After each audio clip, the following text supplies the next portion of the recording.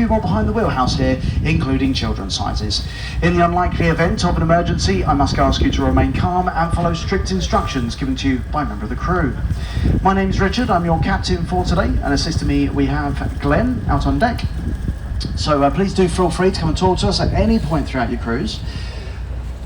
First of all, I do have to thank you all just for arriving promptly because obviously we did have thunderstorm warnings out this morning, and we were a little bit uncertain whether these systems coming through would cause any problems with us, and so thankfully the wind has stayed quite low. It's still lower than what it should be, so we're going to get underway very, very quickly and start making our way down to the towers, hopefully get round them before the wind starts building, and then that's going to be blowing us all the way back in towards Southend. So to be fair, the last few weeks has been challenging, to say the least.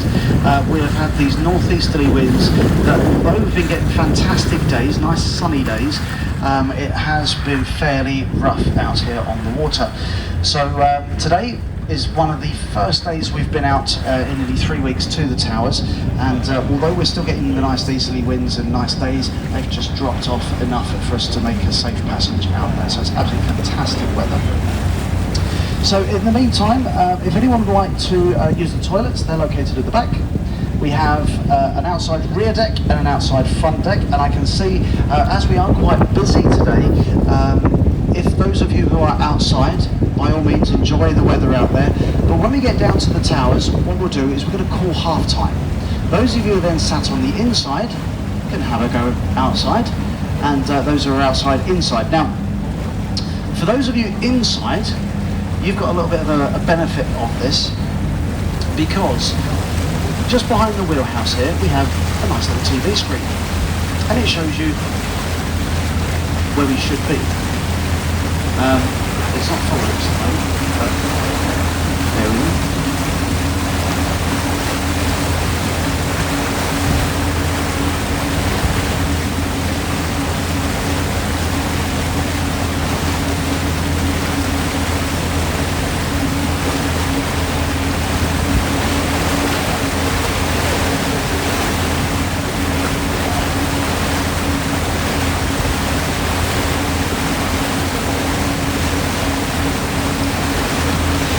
That's a little bit better. So we've got this TV screen which will be following us all the way down. But now what we've done with the vessel is we've actually placed in bottom scanners. So not only are we able to see what's above the water, but we're actually able to see what's also below the water. And on our route today, we'll be passing over a number of wreck sites. And what we can do is, on the TV screen here, we can push up our scanners and show you what's actually beneath the vessel. Now there's not much between here and the towers, but when you do get to the towers, you're going to be able to see again the foundations of what's actually laying below the vessel, and some of the secrets that we've got hidden amongst them. There's lots of things to see on the bottom. In the meantime, I'll also, in this sort of boring section of the river, whilst we get down there, we're going to be outgoing over time. Low water today is midday, so we're going to be swept down the River Thames down towards the towers quite quickly. We should be down there in about an hour's time or so. I'll just tell you a little bit more about some of the history of the Thames, particularly during the Southern War. So let's start off with where we've just left. Southend Pier is the longest pleasure pier in the world, 1.34 miles long. Did anyone walk it today? You did? Okay, well, a little bit more energetic than I am, I have to admit. I'll probably jump on the train, but that's me. Now the reason for this pier being so long is actually quite simple. Anywhere you see here it's actually green on this chart, the colours of every high water. Anything with blue remains river every stated time, so that's where the water remains. It's deep enough for it to remain wet. But you can see the mudflats, they actually extend right out from the shore. You can see the beaches. In fact, as we are coming up close to low water, you can start to see the mudflats starting to expose. Now we are following that low water mark all the way down towards Shipwrecks. Back in 1835 though, Southend Pier was originally constructed, it was only 180 metres long.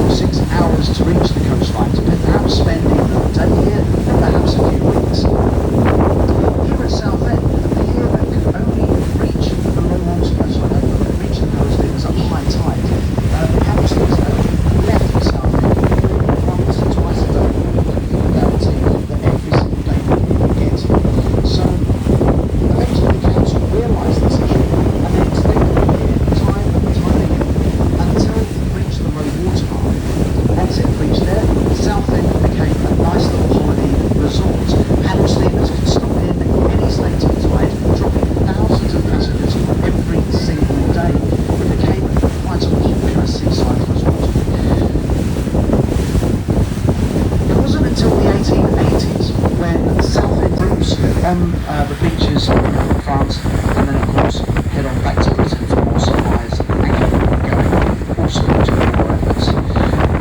This section that remains here at Shipwreck Nest was built in Imming, is made out of concrete reinforced, and as it was being towed down the east coast, it sprung a leak. The tug put into the Thames to get the servicemen from HMS Lee, Southend Pier, to effect repairs, and then reached the port at Shipwreck Nest. Into that tide, it snapped into two pieces and broke its back, and remained here ever since. Now it's possible to work it out to the Shipwreck Phoenix unit. As you can see, there are people actually walking around there as we speak. We don't recommend it because you can only get out to it on a very good low tide. The tide does come in very quickly, and it's happened so many times down the Ark line. We're starting to sort of run their own effects to take a look out there. So you can manage to come out because it's only people jumping into the river from this Phoenix unit, they swim around in the Southend Pier, so they get the tides now coming in, they get cut off and end up having to be rescued. So why Phoenix? Why the Phoenix unit? Well, the Phoenix project, as it was done, we needed to keep these harbours a secret from the Germans. So we designed these Mulberry Harbour bits to be floated down to the south coast. They were armed with gun turrets themselves. They could then be sunk on our shores, making them look like defences on the British side. They would be positioned all the way along the south coast, but their real intention was kept a dark secret until they were needed. They could then come along with a tug, pump the barges out, refloat them, rising in the ashes, if you will, and then take them straight across to France. Now, the majority of these did make it, and now they sit just off of a small French village called Aramanche. This was known as Port Winston, Mulberry Bee. So you can go and visit the beaches over there and see these barges all lined up. And the Mulberry A, because I said there was two of these ports that was being constructed. Actually, the Mulberry A ended up getting destroyed standing on the top deck of Sealand. The warship nearby radioed back a warning message with only two words: "You're next." With a sunk head gone, Sealand remains today as a small independent nation just off of our coastline. There's been no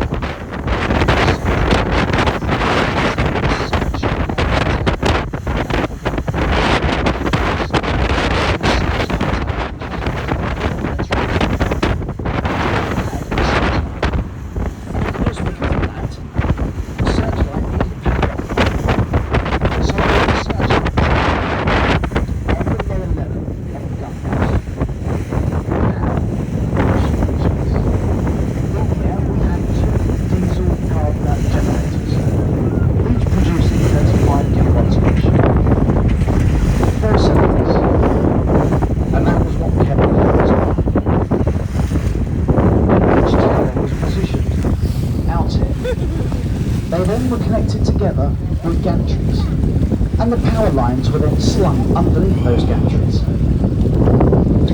Still on the searchlight tower to our left, you'll notice there are some black boxes slung underneath the gun house. Any ideas what these tanks would have stored?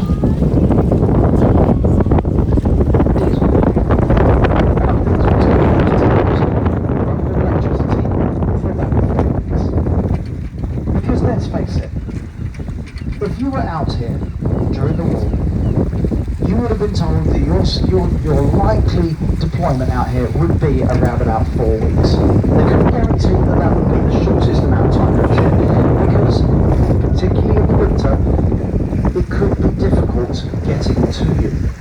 Bringing you stores, supplies, or even getting you off of the tower. It relied on barges to come out from Queenborough, bringing out ammunition, food, and of course your relief. Sorry. 180 men were stationed out here during the war, living in each of these towers and keeping those guns manned 24 hours a day. To our right hand side, the central tower in the middle.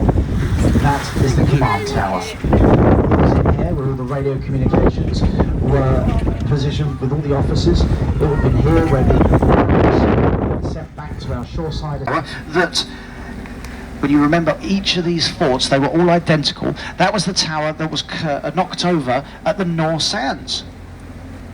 Then we have, on our right hand side now, gun tower number 3. Then gun tower number 4.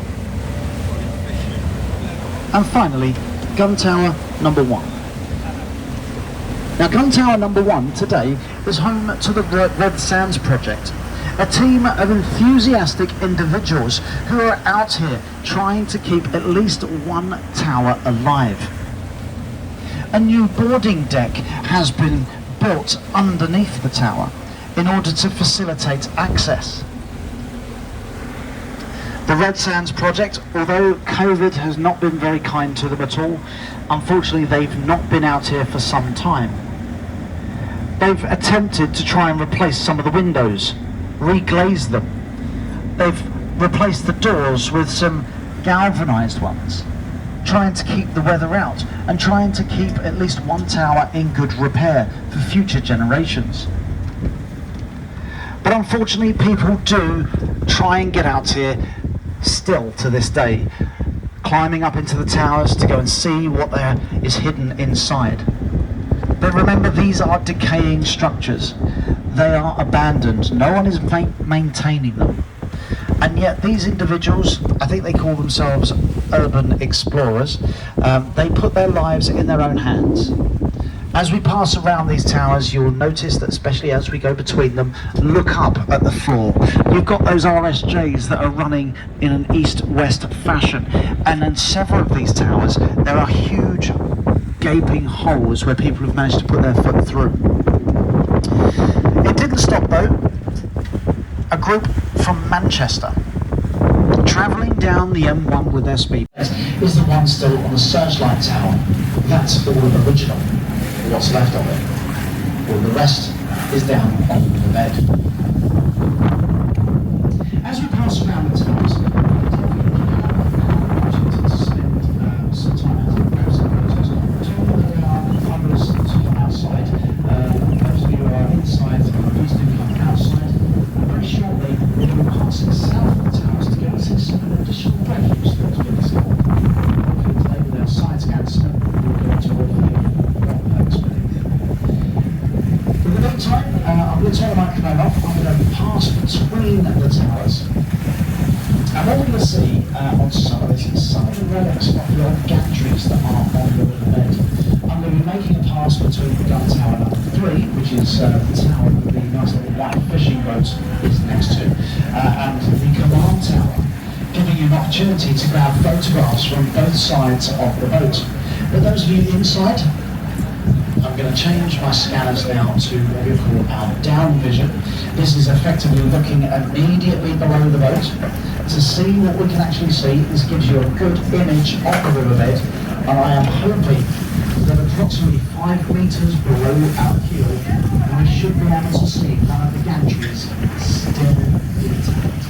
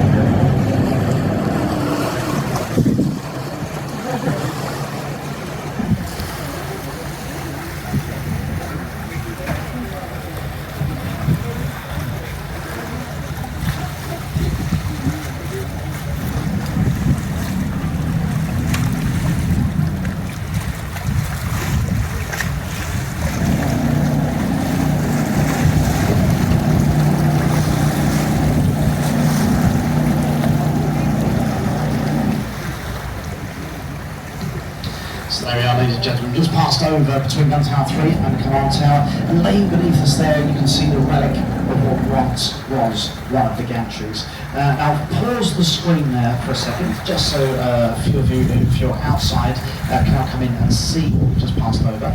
So if I can also call half time now, please. Those of you who have sat outside on the way out, will be planning out my way back in, and we'll then carry on with that pondering around these towers. Don't forget to come in and see what this looks like on the roof bed there. So on the left hand side of the screen, we can just now see the corner of what would have been one of these concrete hashtags, the concrete bases, the four intersecting bits, which we coming out of the centre of that,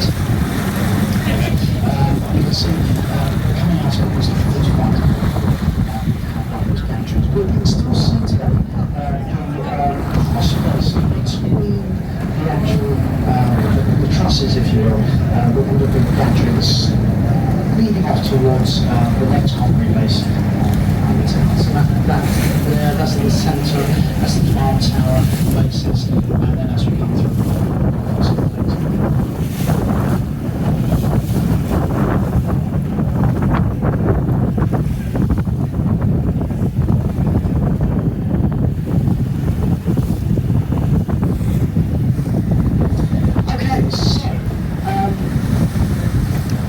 Redsands Towers were responsible for shooting down 20 enemy aircraft, including 13 other and little boats. We, of course, know that there is plenty of wreckage in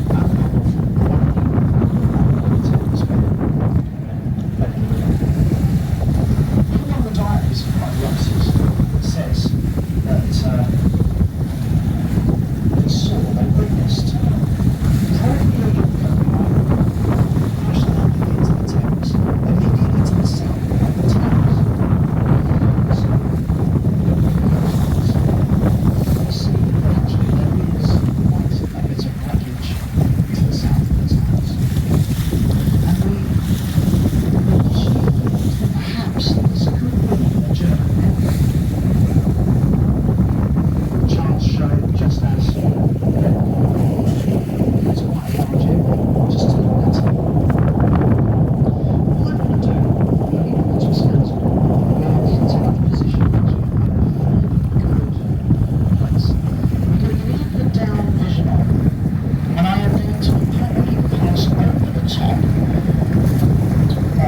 that when you remember each of these forts, they were all identical. That was the tower that was knocked over at the North Sands.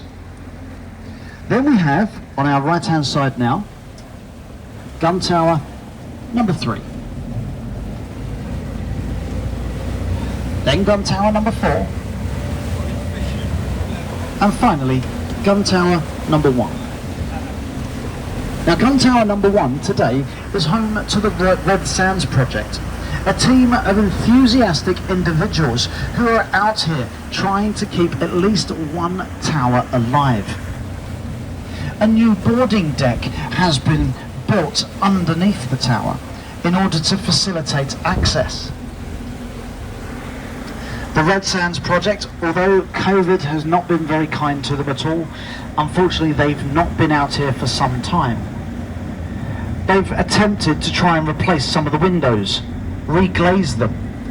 They've replaced the doors with some galvanised ones, trying to keep the weather out and trying to keep at least one tower in good repair for future generations. But unfortunately people do try and get out here still to this day, climbing up into the towers to go and see what there is hidden inside. But remember, these are decaying structures. They are abandoned. No one is maintaining them. And yet these individuals, I think they call themselves urban explorers, they put their lives in their own hands. As we pass around these towers, you'll notice that, especially as we go between them, look up at the floor. You've got those RSJs that are running in an east-west fashion. And in several of these towers, there are huge gaping holes where people have managed to put their foot through. It didn't stop though. A group from Manchester, travelling down the M1 with their speed. If I was to tell you that underneath us now is another Maunsell Tower laying on its side, and sections of it there is still gun attached to its roof, would you believe me? No? I didn't believe it either, so I went to the Port of London Authority to see if that was actually the case, and they came back with quite a bit of information. In fact, we don't just have one, we have several. On our road today, we're going to now very quickly change our sonar back to what we call side scan. Now this is looking out either side of the vessel on the left and right hand plane, and as we turn the vessel we're going to be running back south, running over the top of this wreckage, and hopefully we should come across a lot more wreckage. I'm going to try and keep it on our left hand side. Let's see what we can work out.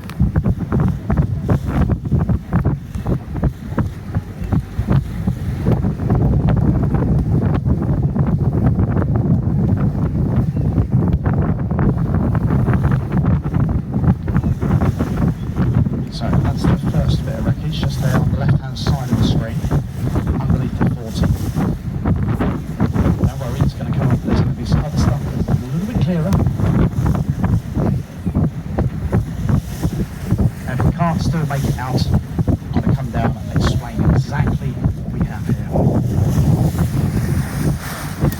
So we should have now another little bit on our left, perhaps another bit on our right.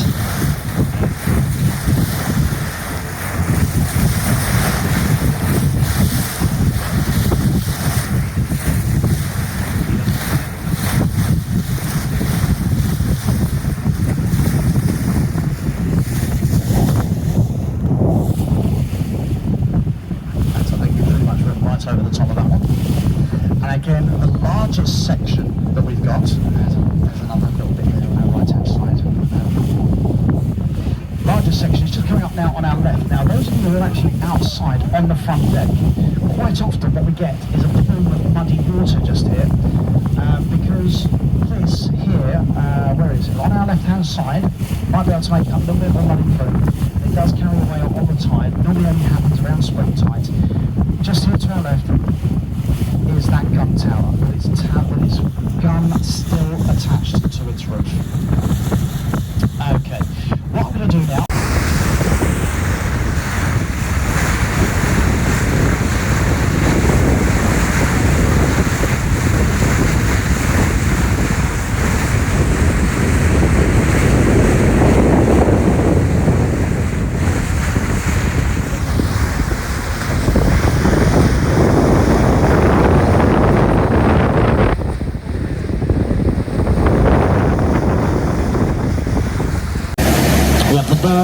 The Nor anchorage, the Great Nor anchorage, which is here. You can see almost like where ships would have dropped their anchor, and it's all in this area where we had all the merchant ships for the convoys, waiting for those ships, the warships coming out to the River Medway to collect those ships, take them out to sea. And there's of course where the SS masts, the flat plates that go across the mast, they are all at the same datum, the same height above the deck level. By placing an imaginary line, in fact you can almost use the horizon there, the front mast is much lower than the centre. So the bow is going down one side of the sandbank into the deeper waters of the River Thames. With the stern mast torn away, is leaning backwards towards the Kentish shore. The propeller and the rudder therefore is down the other side of the sandbank into the deeper waters of the River Medway. 2 years ago, the Ministry of Defence commissioned a civil engineering firm, a company called Briggs Marine, to come out here and remove the masts, saying that nearly 80 years of deterioration, these masts are putting excess strain on the ship's hull.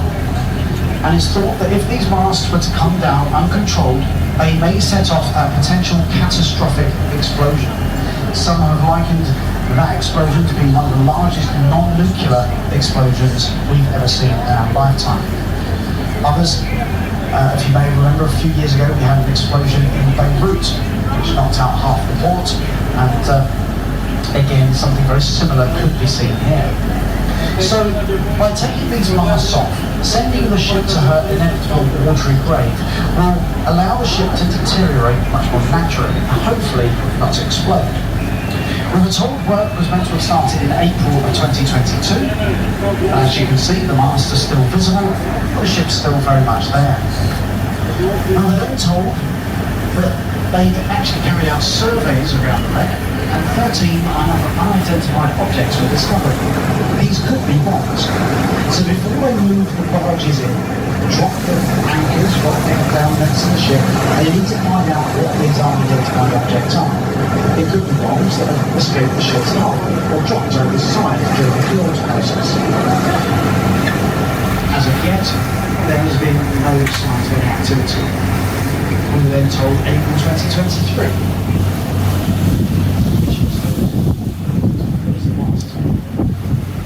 This could be, ladies and gentlemen, the last time we've seen that one.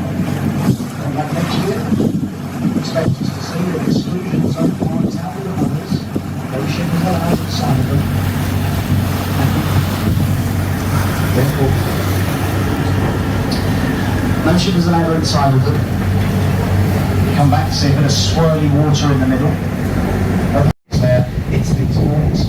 Every night these yellow buoys, they flash strobe lighting out so we can identify where that wreck is, and of course that exclusion zone.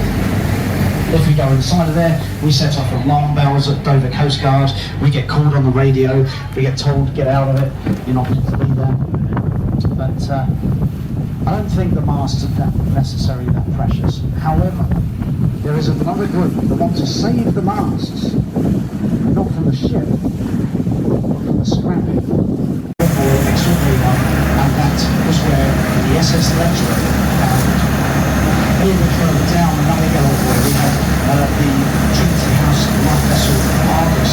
She went down the same night. And then between the Redsands and the shipwreck sands, torn off and slided to one side. The side scan, the actual rock, is depicted on the right. Anything is standing up on the river that you can see, falls into the stern, and then you get a shadow where it comes up.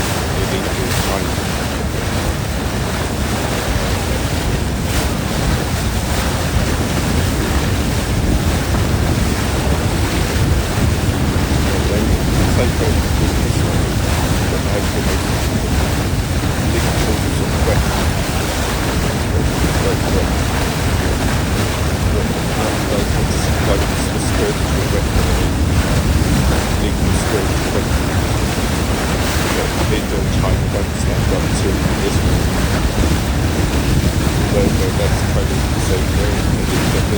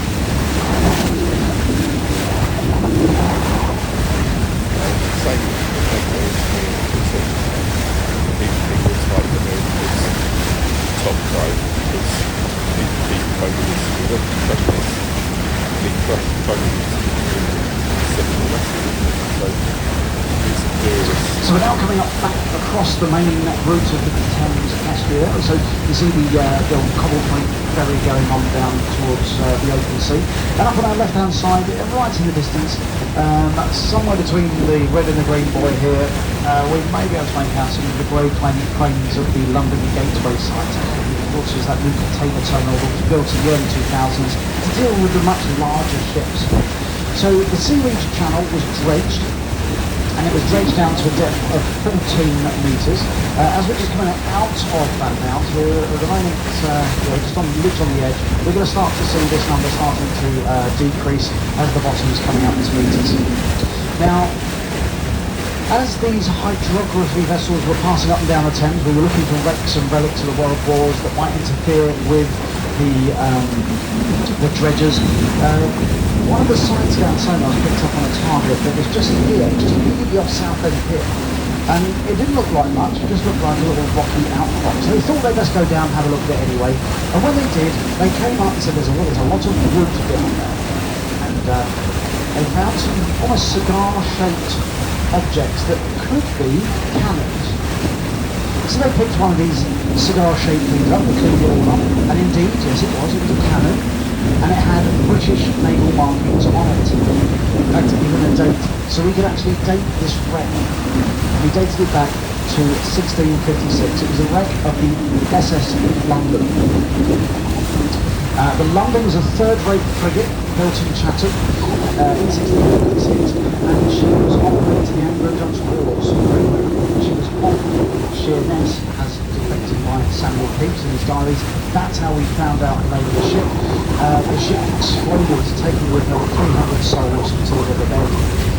Divers have been down ever since, and they're coming up with all sorts of different artifacts, from clay pipes, vases, lots of leather shoes, also human bones as well. The wreck lays 200 metres to the northwest of the Green Buoy, so here to our left-hand side, slightly behind the vessel now, the wreck is just under 200 metres to the right-hand side. That is the wreck site of the London. We can't get anything on our side-scan sonars because the wreck is so low to the bottom of the river. It is literally just little stumps sticking up out of the water. There's an anchor ring, there's lots of netting over the top of it. But as these ships now are passing so close to the wreck, unfortunately the river mud is now moving, uncovering more of the wreck that will be preserved for the bridges on the River Thames.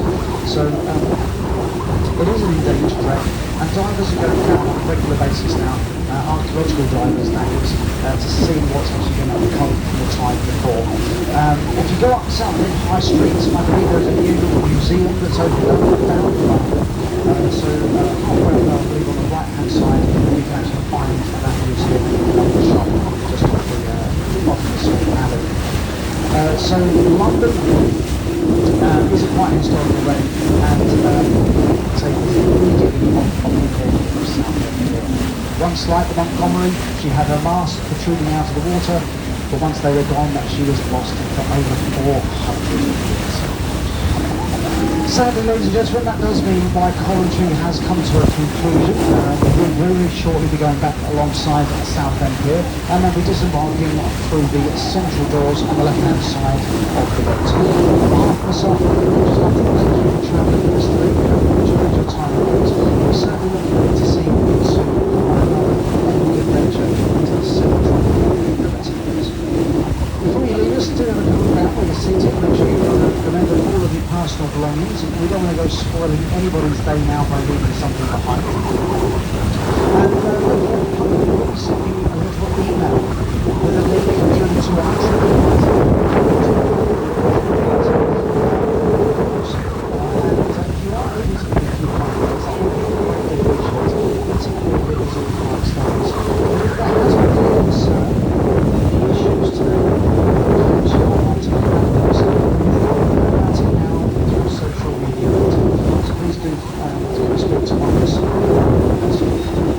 My name's Richard, I've been your captain, and assisting me with the locals upstairs who safely navigated us all back in from the towers. Feel free to mention our names in your dispatches. And if you want to leave something personal, please do have a research credit which will throw anything you like. Tributes, changes, bottles of beer, even ladies' telephones. Whatever you do throw it is purely voluntary, as well as not the rest. I hope I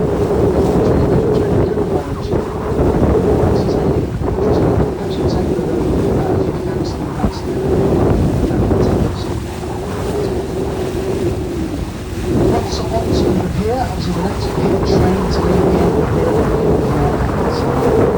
14:45 just on top.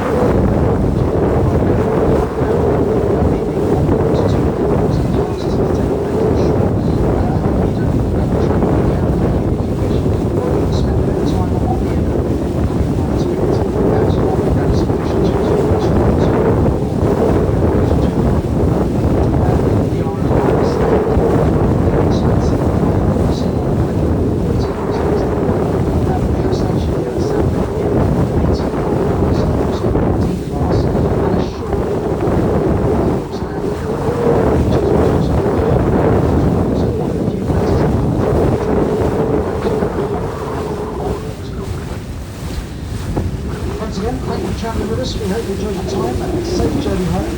And we look forward to seeing you again soon on another trip to next trip is also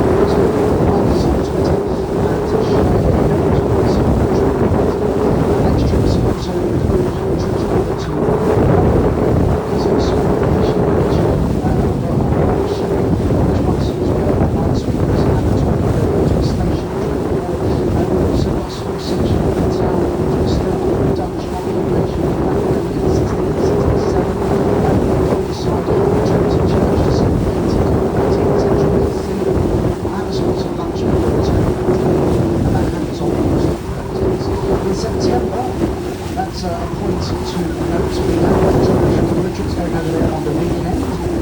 This is the 16th and 17th of September. Both days we're going over to the Classic Boat Festival based at Weaver Harbour. And we are informed reliably that as this Classic Boat Festival is here, the appearance of a tug. This tug happens to be the Steam Tug Challenge, which was the very same tug that turned Forts out of position. So if you fancy going around the tug, come and look round, see what the conditions were like. That is the day to do it. And also, it's the most TV to just double check that. There is a Southend Pier, and evening sail also going out to the ports to see the Steam Tug Challenge. Hopefully, with the ports on the 80th anniversary of the grounding on the Redsands. So do stay in touch with us on Facebook and Twitter,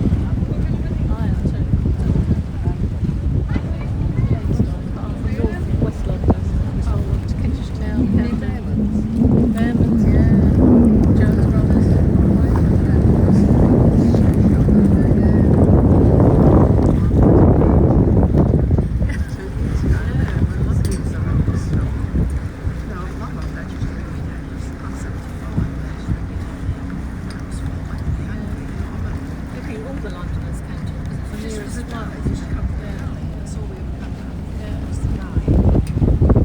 And walk with me and then go and do fishing. Go back home. That's right. What was friend there? My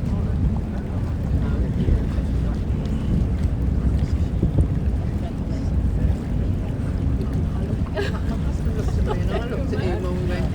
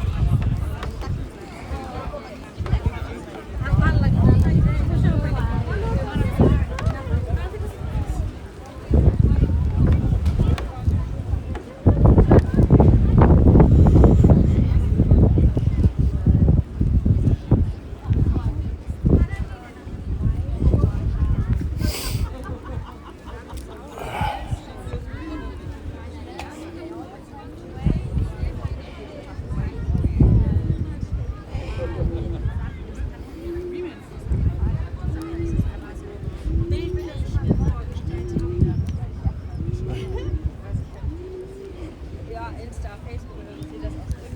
Und dann denke ich mir so,